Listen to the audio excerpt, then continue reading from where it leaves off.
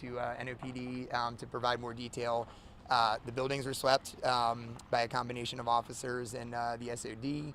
The property is in the process of being secured by a private contractor with the developer, and debris is being removed, grass is being cut, shrubs are being cut down. The perimeter fencing is being restored and will be maintained going forward. And generally speaking, this will be a secure site from here on out. The last piece I want to touch on, just as an overview, is around redevelopment. The goal obviously is to return this building to commerce. That's everybody's goal. That's the only way to secure it. But that's also what obviously the city's goal is, and what frankly the community and the city deserve. The property is slated to become housing, commercial and retail, and economic development. The developer is currently working through their financing, and we expect in the next 6 to 8 months that they will close on their financing and begin the redevelopment of the first phase of the project.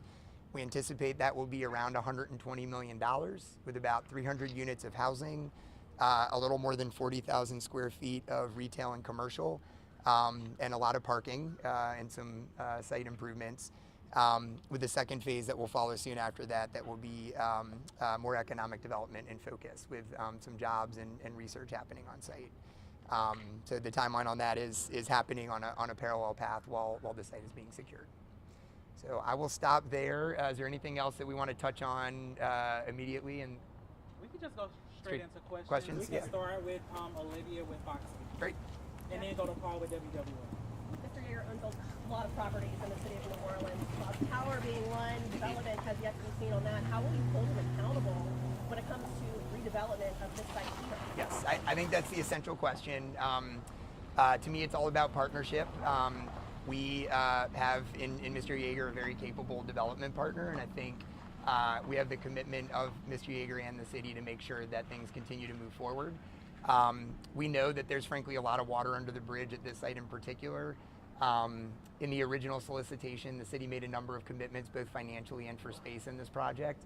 And so while, certainly there's enough responsibility and blame to go around, I do want to acknowledge that, it's the city has some responsibility in this site moving forward or not in recent years. And so today, I think, is something of a new day, and I think we're going to hold each other accountable and ensure that this project gets back into commerce in the next few months. Paul Murphy. I have a question to follow up. Yeah. Why did it get to this point? Yeah. I mean, neighbors are complaining about this thing.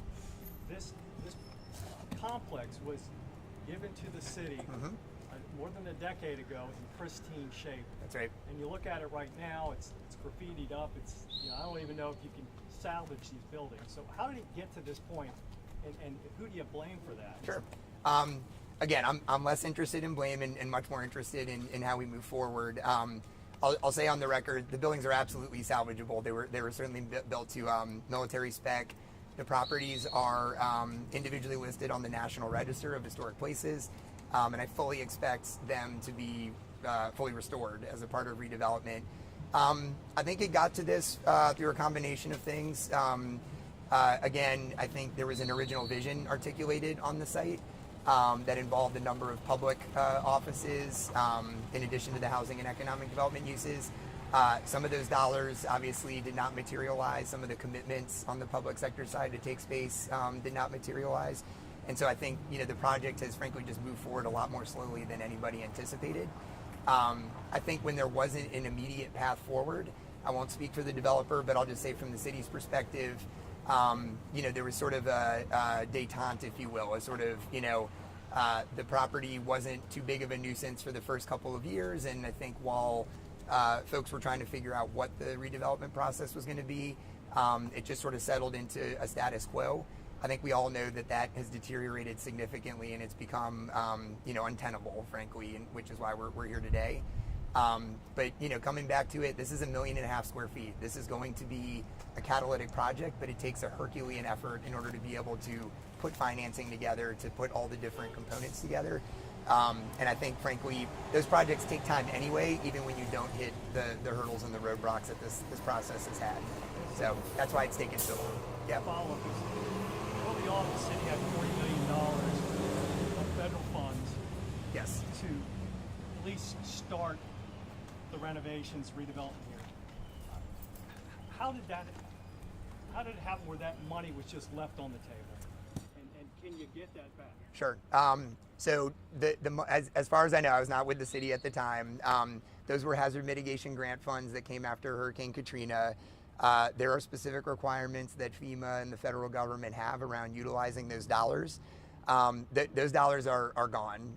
They were recaptured by the federal government or reallocated to other hazard mitigation projects in the city at the time, in part because the progress here was so slow. But yes, without a doubt, these complex projects, all of the financing has to come together at the same time. And so that $40 million can't go just to, putting up some sheetrock or rebuilding a roof. You actually have to put the full $100 million, $200 million together all at the same time. And so when those different layers of financing in a project when they're not utilized in the timeline that they are supposed to be utilized in, they frequently are subject to recapture. We're actually seeing this administration is dealing with this in Municipal Auditorium right now, where we actually did resecure funds that were in jeopardy of being recaptured because of the inaction at the Municipal Auditorium through several mayoral administrations. And so certainly we would love to have those $40 million back right now, but unfortunately they're not coming back, and so our path forward is looking to other sources of financing for the NSA project. So the money's not available because... Sorry, John. Let me go to WDSU and then WGNO and then I'll come back. Oh. So you mentioned this is 1.5 million square feet. There's a good bit of resale coming here. Is there any plan to improve the infrastructure in the area as far as streets, since it's a lot of residential, to avoid any backup to limit? Sure. So that'll be a good problem to have, obviously, seeing this property back into commerce and seeing foot traffic to support restaurants like Jack Dempsey's and The Joint and others. I'll just say there were 4,000 people working here every day since 1919. Poland Avenue in the neighborhood has accommodated this building being in commerce, this complex being in commerce. Certainly we are going to do things in terms of traffic studies and the like to ensure that any redevelopment here will not have deleterious impacts in the neighborhood. But we want to see this property back into commerce, and there won't be 4,000 people a day here, but having 300 units of housing and a couple 100,000 square feet of retail and commercial, we think that's an excellent use for this site, and we have every confidence that the infrastructure can support it. So the plan is to use some for housing, some for retail. That's right. Really quick, Brittany, let me go back to the advocate real quick for your follow-up. Yeah. Hey, just clarify. The reason the 40 million is no longer available is because it wasn't spent in time? Correct. Well, the city has some ability to move hazard mitigation dollars around. And again, this was a previous administration that wasn't made by anybody who's involved with the project today, that decision. But yes, those dollars were reallocated, at least in part. And the remainder that weren't used, I believe, were recaptured. I'm actually not positive the full fate of all 40 million. Is there like a deadline the city had to spend the money by a certain? There was. Hazard mitigation, all FEMA money has some deadline for. I don't, not off the top of my head. We can follow up though. We'll find out. Yeah, we'll find out. Yeah. WGNO and then back to Fox 8. So you acknowledge that the project has obviously been moving a lot slower than anticipated. So how confident can neighbors be that this is going to finally take off and that it's not going to turn into the way that we see it today? And on top of that, do you think that 3 security guards are enough to make sure that it doesn't come back to this? Both great questions.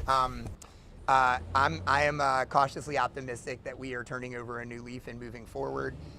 We've had a number of really good conversations with sources of federal financing that are going to be used to redevelop the property. I still think it's going to take 6 to 8 months before we get to a financial closing. But I think this is a new day. I think this isn't just an open-ended issue. I think we're actually seeing the light at the end of the tunnel. And so, obviously we have to walk the walk, the city and the developer, but I think that I feel confident that we are going to get there. In terms of security, I think 20 security guards here 24 hours a day, 7 days a week is enough to secure the property now that we have everybody off-site, all the debris off-site, the grass is going to be cut, the trees are going to be brought up so that there aren't sightline issues, and the perimeter fence is going to be fully restored and maintained. So I do believe that is enough to secure the property. We are in real-time conversations with the developer and the private security patrol and the 5th District and others And so if there are issues that arise, we'll obviously adapt to those and deal with it in real time. But I do think that, you know, going from one security guard who wasn't here, 24 hours a day to 3 here for the duration at 24/7 is going to make a big difference. Yes. Roxanne, and then maybe we have time for a couple more questions. Yeah. Mr. Yeager has a 100-year lease with the city for this facility. Are y'all looking at how leases are granted from the city to developers here? And are y'all revising or taking a look at that lease, maybe changing it if it's going to stand for 100 years? And how do you move forward? How are those leases going to be granted in the future? Sure, it's a great question. There is a larger conversation around how the city redevelops its publicly owned assets. This administration actually passed what we call the redevelopment framework, which was a set of policy tools to better work with the New Orleans Redevelopment Authority so that we don't see properties lie fallow like this for a really long time. I think we have learned some lessons over the years in terms of at what point in a development process it makes sense to sign long-term leases. And so we certainly have learned a great deal in terms of how we structure projects to make sure that we aren't getting into situations where we're in a bind or we can't enforce some of the provisions in a lease. I do think, for one, that it was premature to sign a 99-year ground lease before we knew exactly what this project was going to look like. But I think that, again, is water under the bridge. I think we're fully committed and in partnership with Mr. Yeager to make sure that we have a successful project here, given the lease that we have.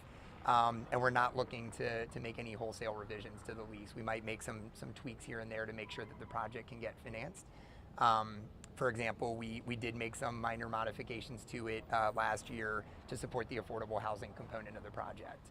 But I don't think we're going to amend it or shorten the timeline or anything like that. What happens if he doesn't meet that financing deadline? If he doesn't, then I think we're all back to the drawing boards. Absolutely. I think if we don't hit the milestones we need in the next 6 to 12 months, I think kind of all bets are off. WWL, and that might be our last question. What was the tipping point that led to today? Was it the shooting a couple weeks ago? I think it was cumulative. It's a good question. I think it was cumulative. I think we did a health and wellness visit with the health department in Unity here at the end of January. We frankly, saw less illicit activity and less drug use than I think we had anticipated. But I do think that in recent months, there have been a number of, higher profile incidents, several fires, several shootings. There was an incident with a lot of gunfire on the roof of the building. I think we all know about the litany of issues. And so I think it's been cumulative. We've been working towards this for several months. Obviously, you saw the level of mobilization here. That doesn't happen overnight.